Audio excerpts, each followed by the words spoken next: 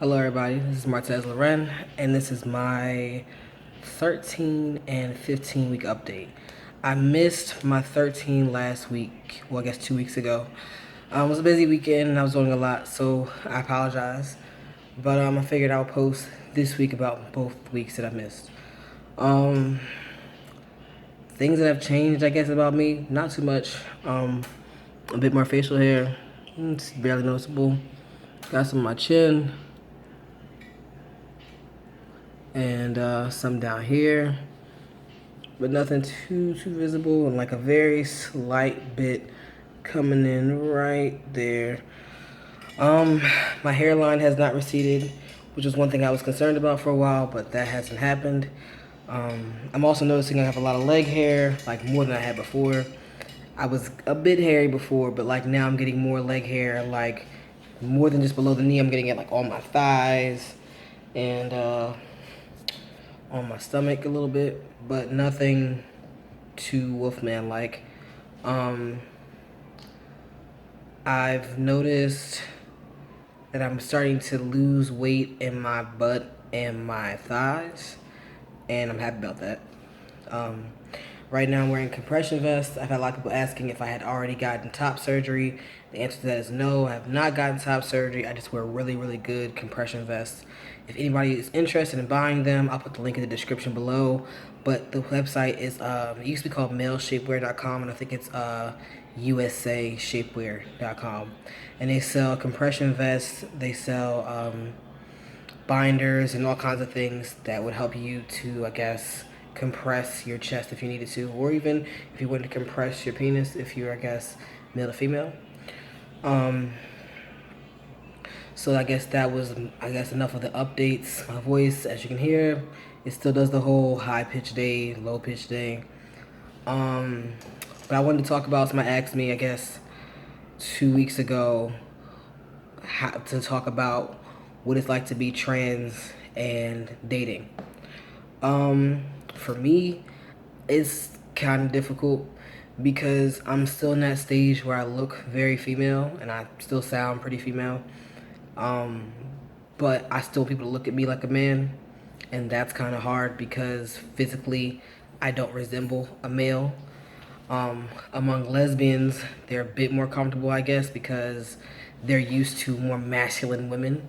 And among heterosexual women, they don't see me as a guy at all, so that's probably not gonna happen. So more than likely, I guess right now, ideally, the kind of women who are attracted to me are usually bisexual women, which is kind of, I guess, for them, they don't really carry the way because they kind of like both. But being a trans guy, I'm gonna be viewed as a man and not a masculine woman, so that's kind of difficult. And then when it comes to having, I guess, more intimate moments, it's always that moment of like, do I take off my compression vest? Do I leave it on? And that level of comfortability with the person that you're intimate with. Sometimes you find people who you're really comfortable with being naked around, and sometimes it's awkward. There's always the times where I walk past the mirror and I see myself, and it makes me feel less male. So that's uncomfortable. But yeah, I think overall, I think as I hopefully progress, it'll become more easy to date women. But I think right now it's just that weird stage where like you still get treated like a girl, even though you view yourself as male. It's difficult for most people to view you as male, at least until they get to know you. And then I find that when people get to know me past what I look like, they tend to be a lot more accepting and more understanding of who I am as a person. Upon seeing me, they like, oh, that's a female, and they begin to treat me accordingly. But I think more recently, as my voice is deepening, as people are getting to know me as a person and not by what I look like, more people are more accepting. My coworkers have gotten better with the usage of pronouns. My friends almost got better with the usage of pronouns. My family is not really using pronouns at all. They just call me by my name, and they just don't say he or she. So I think everyone's still adjusting to pronoun usage, and I don't mind people who mess up, who make mistakes. I think that's always understandable. I always ask that people just try to be more cognizant of what pronouns they're using when referring to me.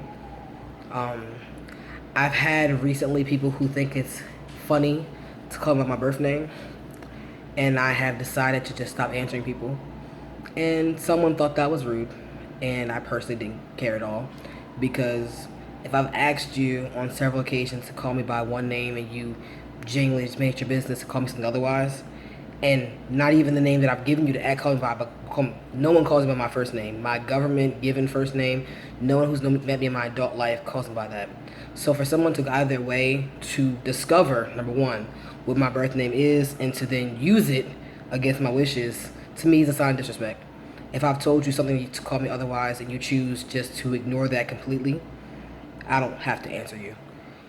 I have not began the process of legally changing my first name yet. That is the next thing on my list of things to do. That's difficult for me right now because I live in a different place than where I was born. So there's paperwork that will be faxed or done online in order to get that process started. Once that process is started, I will inform my, I guess, higher ups at my job that I have made a change. As of right now, I have not told my boss, I guess my owner of my organization, that I'm changing my gender. My coworkers know, my supervisor knows, the director of my particular center that I work at knows, but I have not expanded the knowledge up to, I guess, administration.